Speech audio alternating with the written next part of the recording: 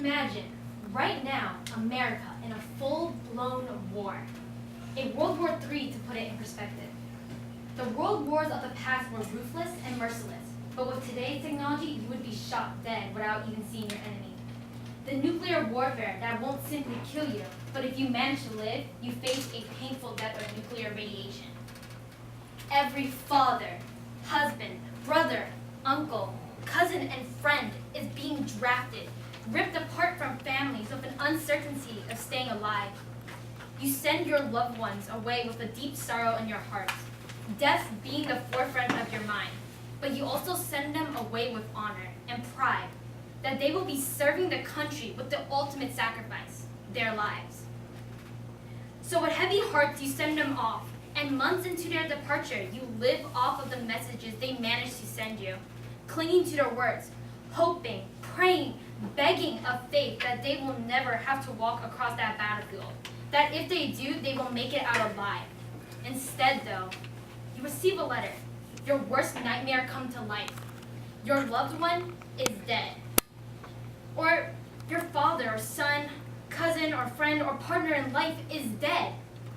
Not by the hands of the enemy, but a more severe treachery, by the hands of an American soldier, a brother in arms. Or so you thought. The weapons shipped to the camps, the weapons meant to protect your loved ones in battle, was instead used to kill them. Stabbed to death, their bodies left to rot, the criminals never facing justice, having ran off. How would you feel? Is it fair that fate ordained it for your loved one to die, your loved one? This is what has occurred. Frank, a fellow U.S. soldier, along with a CO, or conscientious objector, brutally murdered 3 fellow U.S. soldiers. Soldiers with loved ones mourning over the largest loss you can ever face. They were merely doing their duty, preparing a fellow brother for the cruelties he will face, both physically and mentally. Yet their goodwill was paid back in bloodshed. Their families had never gotten the chance to say goodbye. I intend to prove that Frank's actions were in self-defense. These are the facts from the case. Mr. Summers was attacked and had to act as he did to prevent himself from being killed. Furthermore, he was only involved in that fight to help a CO that was being mercilessly attacked. There is also no record indicating that he deserted the Army. I strongly urge you to consider all the facts and evidence presented in this trial before coming to a conclusion. I am confident that you will find the defendant not guilty.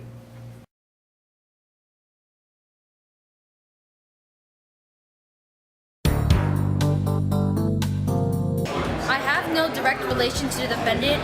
However, I was his commanding officer who taught them the drills.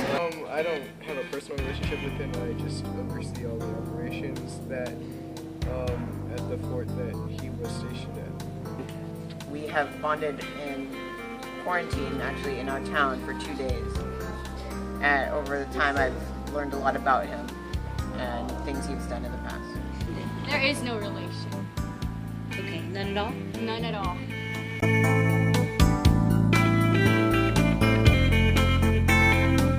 The defendant seemed to be at the time a well-educated soldier who was excellent at completing the drills and following orders. However, given the events, it seems to be otherwise. I would have to assume that he's like any good American soldier.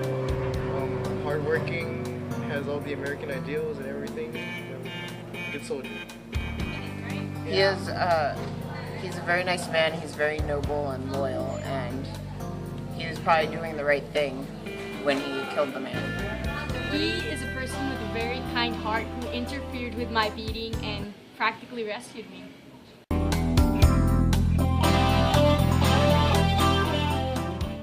According to the crime scene investigators, it seems he was directly involved in the murder of 3 of our soldiers, one of them being an excellent one at that. Okay, so I was being beaten by a couple of privates and Frank interrupted the beating. He practically walked in and punched Private Stupensky in order to defend me because I was about to be stabbed with a bayonet.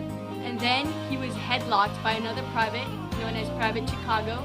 And then in an act of self-defense, he slammed Private Chicago against the wall until he killed him.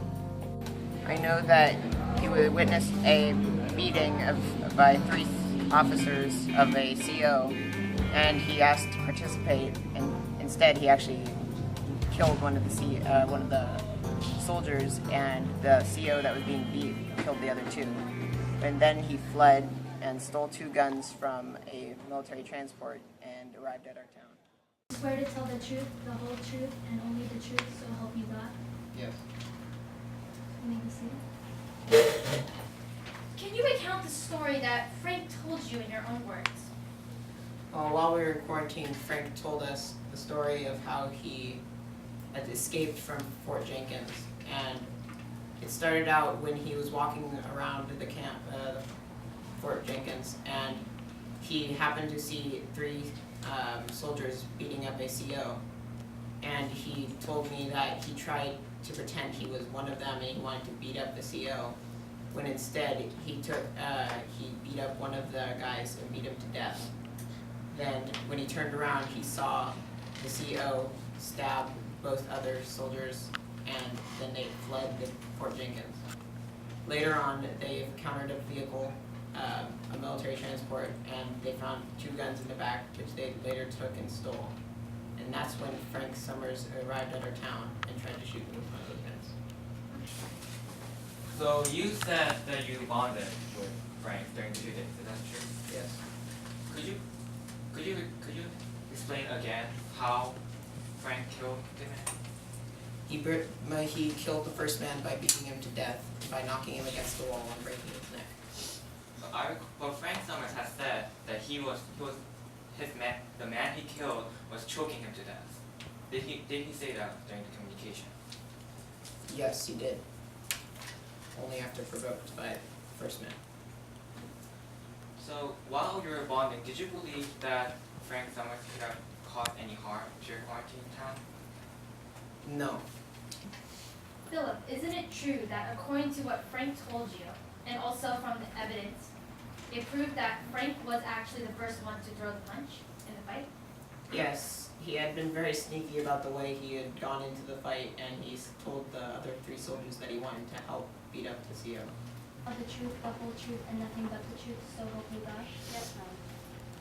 You may be seated. Thank you. Please state your profession. I am a conscientious objector, also known as a CO. What is the role of a CO? A CO performs duties similar to those of a janitor. Very well. State at least 2 tasks that you perform on a daily basis. I carry garbage and I clean halls. Are you satisfied with your occupation? By no means. The reason being? I'm persecuted on a daily basis. Please elaborate. Well, the other day I was minding my own business when I was approached by 2 Polish privates. In the blink of an eye, I saw a massive crowd surrounding me, and I was repeatedly pushed, stabbed, and punched in the face, while the massive onlookers just stood there amused. I understand that you were present at the time of the homicide. Is that accurate? Yes. Please elaborate.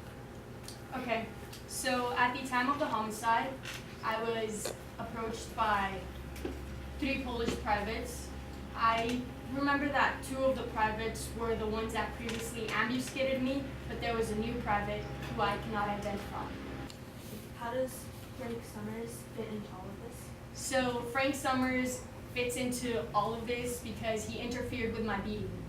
Understood. When Private Summers entered the barrack, was he armed? No, Private Summers was not armed at the time of his arrival. Please elaborate on how Private Summers interviewed him. I was being, as previously stated, ambuscated by 3 privates, and Frank Summers interfered with my beating by means of defending me from the attack. Please continue. Private Summers punched a private whom he identified as Private Sipensky due to the fact that Private Sipensky was about to stab me with a bayonet. Proceed. So after punching Private Sipensky, Private Summers was headlocked by another private whom he identified as Private Chicago. I was not related by any means to any of these privates. The reason that I am stating their names now is because that's whom he referred to as. What did you do meanwhile? Meanwhile, I grabbed a bayonet and started stabbing the other 2 privates because it's logical for a person who has endured so much abuse to feel a lot of anger and rancor. After Frank, would you have been able to kill these 2 people if Frank had not intervened? I would have not because they were armed. And were they incapacitated after Franklin attacked them? At least one of them? Well, yes, he was dead. We, the jury, have found Frank Summers guilty of assault and battery and accessory to murder. And the rest of the charges have been dropped. The sentence has been against Frank Summers is guilty. The sentence will be merciful and put him life in prison.